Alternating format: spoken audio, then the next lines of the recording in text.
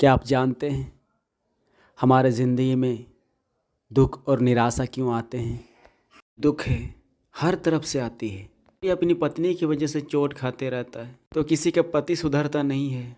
तो दुनिया में ऐसे भी जोड़े हैं जो आज भी बहुत खुशी खुशी रहते हैं। किसी के जीवन में नौकरी की तरफ से हमेशा प्रॉब्लम्स आती रहती हैं। किसी की ज़िंदगी में टेंशन ही टेंशन है। किसी की ज़िंदगी में दर्द इतना बढ़ जाता है कि उनकी आँखों से आंसू तक निकल आते हैं।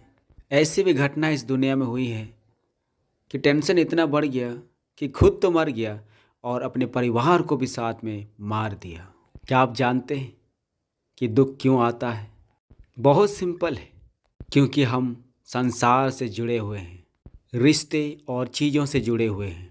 आपको हमेशा की खुशी मिल सकती है। यदि आप जानना चाहते हैं कैसे, तो वीडियो को अंत तक देखिए।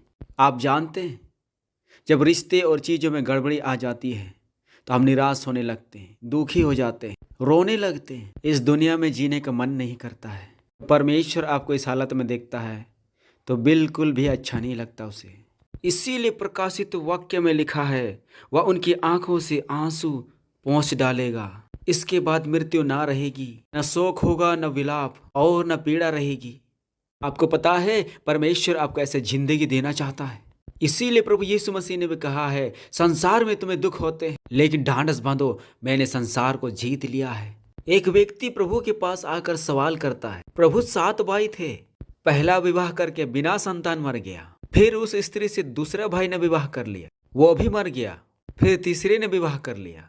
इस तरह से 7 भाई ने विवाह कर लिया। वह आदमी सवाल करता है कि जी उठने के बाद वह किसकी पत्नी कहलाएगी? प्रभु ने कहा, वहां शादी ब्याह नहीं होगा, वहाँ सब स्वर्गदूतों के समान होगा।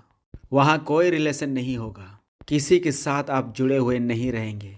आज परिवार में कोई मरता है तो हम रोने लगते हैं, क्योंकि उसके और आपके बीच में कनेक्शन था, आप जुड़े हुए थे।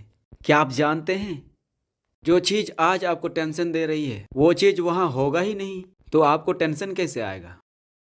वहाँ पर परमेश्वर और आपके बीच का ही रिश्ता होगा। सारी खुशी, सारा आनंद जो आपको देना चाहता है वो सब आपको दे देगा। क्या आप जानते हैं इसे कैसे पा सकते हैं? धीरज धरकर, सिर्फ धीरज धरकर ही उन चीज़ों को आप पा सकते हैं। दुख हो या तकलीफ, जब तक इस संसार में आप रहते हैं उसकी आज्ञाओं के अनुसार आपको जीना पड़ेगा, अन्यथा आपको अनंत काल की मृत्यु मिलेगी। चुनाव आपके हाथ में है। इस 80-90 साल की जिंदगी में आज्ञाकारी बनकर धीरज धरना चाहते हैं या नरक के आग में जाना चाहते हैं? इसीलिए प्रभु यीशु मसीह ने साफ साफ कह दिया, जो अंत तक धीरज धरेगा उसी का उद्धार होगा।